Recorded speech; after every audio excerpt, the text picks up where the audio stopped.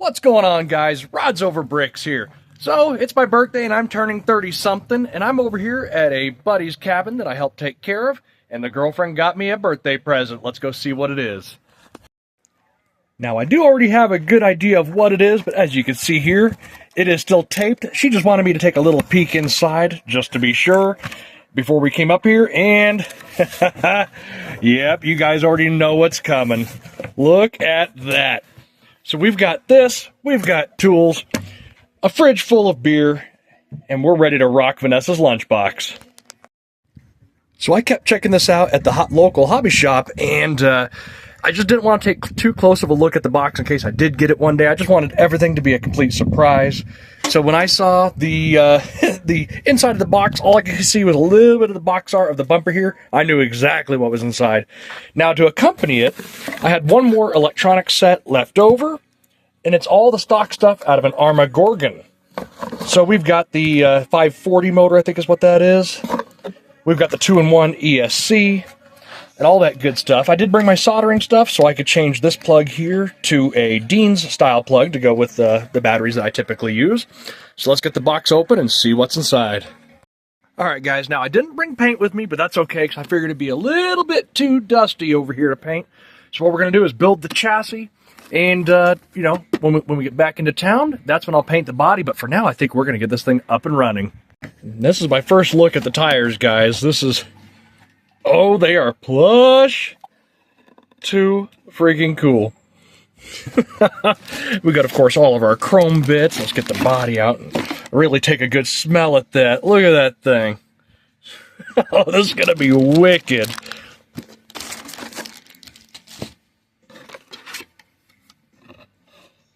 And this is, I guess, our starting point. So let's go ahead and get some of these bags open and organized and start putting her together. Alright guys, we've got an open beer, we got open instruction manual, and let's take a look at everything, familiarize ourselves with it. And by the way, here's the stock motor, and I think I'm going to go ahead and just preemptively use the Arma Gorgon motor. You know, I kind of want to keep this thing relatively stock at first and get a good feel for it, then upgrade, but I figure while we're inside there, let's go ahead and just slap the biggie inside. Alright guys, so we got the servo centered. I'm coming up on the instructions, and I'm not quite sure which one of these to use. That one or that one? I think I'm going to go ahead and go with this one. It's a little bit longer, which I'm hoping translates to sharper steering angles. The Spectrum servo should be plenty strong, so I don't know. Let's run with that and find out. Alright guys, we're all done with these steps here. We're going to turn the page. We got our servo in, body mounts on. Let's see what else we've got here. Looks like in this stage, we're going to start adding some of the electronics, get all that going, and then we got the fun part, building the rear axle and transmission unit. Definitely looking forward to this area right here. All right, we got both halves of the transmission all assembled. Time to screw the thing together. Got a good little coat of grease on every pivoting piece, bushing, and go ahead and slap this together, and time to fit the motor. Well, guys, nowhere in my little toolkit do I have the right Allen for getting this pinion gear off the Arma Gorgon motor, but I'm really determined to use this one versus the smaller factory one. So we got some keys, and we're going back there, and inside there's a whole bunch of tools, and hopefully we got something to make it work. This door's a little tricky to open. There we go. Now, let's see here. All right, we got some Allen wrenches. Hopefully one of these is going to be the right size. Alright guys, well, after a lot of searching, none of these were the right sizes. This one was just a hair too big, so I just went ahead and hammered it in. And... oh, come on, let go. Okay, the set screw is out. Why is it not letting go? Well, nonetheless, set screw's loose. We're going to use this motor. Thank goodness.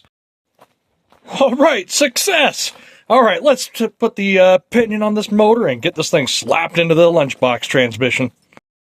Alright, let's get that onto this, and get that onto this, and I think we're just about done with this unit. Alright, the sun's coming out nice. Well, we got our motor unit all built. I decided to leave the zip tie off the wires for now. I think we're going to come up to a slight clearance issue, so I might have to unsolder this wire and tilt it 90 degrees, just so that they don't have that little bend in them. But that's a future problem. For now, we got it all done back here. The gear mesh sounds really good. So now we're going to start up on, let's see where we are. There we are. We're going to go ahead and start building the little rear suspension mounts with those weird, goofy, springy things. So, back in a few. Alright, let's get these little parts off the trees. Oh, I just lost a little part. Oh, very careful. Yeah. That would have been a sucky piece to lose. Alright, back to where we were. Alright guys, we got the back axle mounted. We're getting ready to build the rear shocks. A little trick I saw, I forget in which video, but you take the little rubber tube that comes in the kit and cut off a few little pieces and put it right here at the top of the nail heads. If my phone will focus, there we go. And apparently what that does is keep it from clacking around really hard when that metal head hits the plastic chassis. So just a little tip in case you guys are building it. So now, when that goes through, we have that little rubber cushion inside there. So I hope that helps. All right, on to the next step.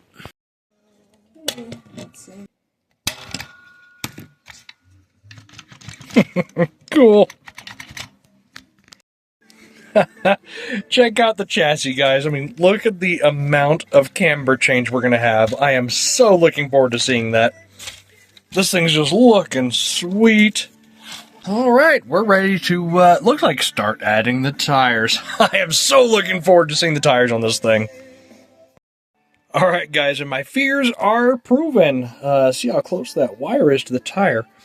I'm going to try to very carefully bend these tabs and resolder the wires 90 degrees from where they are. And hopefully that clears. All right, guys, so we got the soldering iron warming up. So before we go ahead and change where the wires are coming out of the motor, I got a new Dean's connector. We're going to go ahead and put it on here.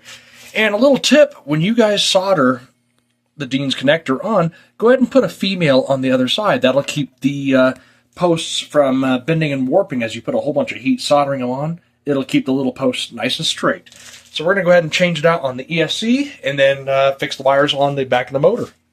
All right, and we got our heat shrink on the wires already. So what I'm going to do is go ahead and pre-tin the wires on the ESC. Like I said earlier, this is a 2-in-1 ESC from an Armageddon. I've had a couple of these. I really like them. I think they're plenty powerful enough.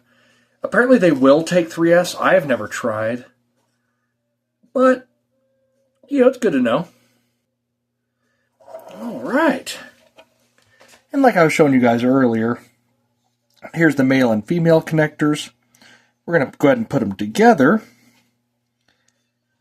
Now the top, to remember, I always remember the top of the T is the positive, and in this case it'll be the gray wire on the ESC, but we're going to go ahead and pre-tin the little Dean's connector. Alright, by an inch or by a mile? I think the tire might flex enough to just barely give it a kiss once in a while. But hey, horseshoes and hand grenades, that's close enough.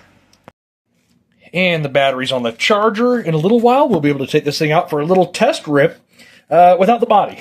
So we'll see how that goes. Look how cool that is, guys. Freaking incredible. Now, being that I don't have paint with me, I'm not going to put together the body, but at least for now, we can see what she'll look like. That just looks sweet. I cannot wait to see it in the bright yellow it's supposed to be. I think TS15, I think is the paint color. I'm not quite sure. Anyways, in a few minutes, once the battery's done charging, we're going to take this thing out for just a short little rip. And in the next few days, I'll go ahead and get this thing painted and get the all the chrome on and all the goodies and the decals. And we'll have a final product. But I've just got to run this thing how it is. Well, not fully charged, but that's close enough, guys. Let's go ahead and put this battery in and take it out for a rip. All right, guys, we got steering. We've got throttle. Let's see here. Oh my God, that's going to be a lot faster than I intended.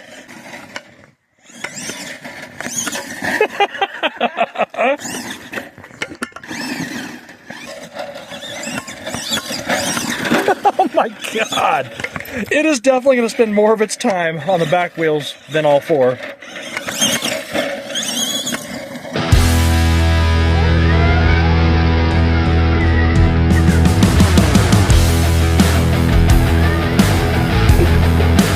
I'm only getting like half throttle and it's just going everywhere.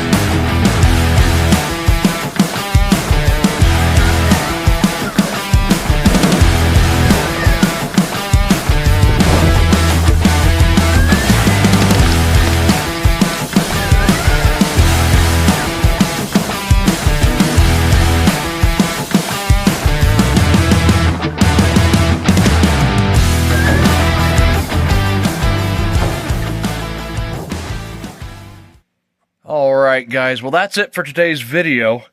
This thing is a total blast. Well, in the next few days, I'll go ahead and get this thing painted, get the chrome on. That way we have a full box art RC. And you guys, if you're contemplating getting one, do it. You know, I kept looking at them and watching the videos online, and I says, you know, maybe someday, maybe not. And are they as fun as the videos show? Yes, it absolutely is. And then some. It far exceeded my expectations. Just what a total blast. I think half the fun of it is just watching it bounce around and pick a direction. Does it handle good? No. Does it stop good? Well, without four-wheel drive? No. Does it get stuck pretty easily? Kind of. But you know what? That's all what makes this thing so much fun. It's right down to the roots of what I think an RC should be. You know, in the power plant that I've got in here, the Arma Gorgon stuff seems to work really, really well. I'm only using a 2,000 milliamp hour battery right now. That's why in some of the shots you saw the paper towel stuffed into the battery tray. But I ran a couple of packs through this thing. They last quite a long time. And yeah, don't even think about it. Just get one, build it, and have a whole bunch of fun. Anyways, guys, thanks for watching. This is Rod's... Of course. This is Rod's Over Bricks, and I'll see you guys in the next one.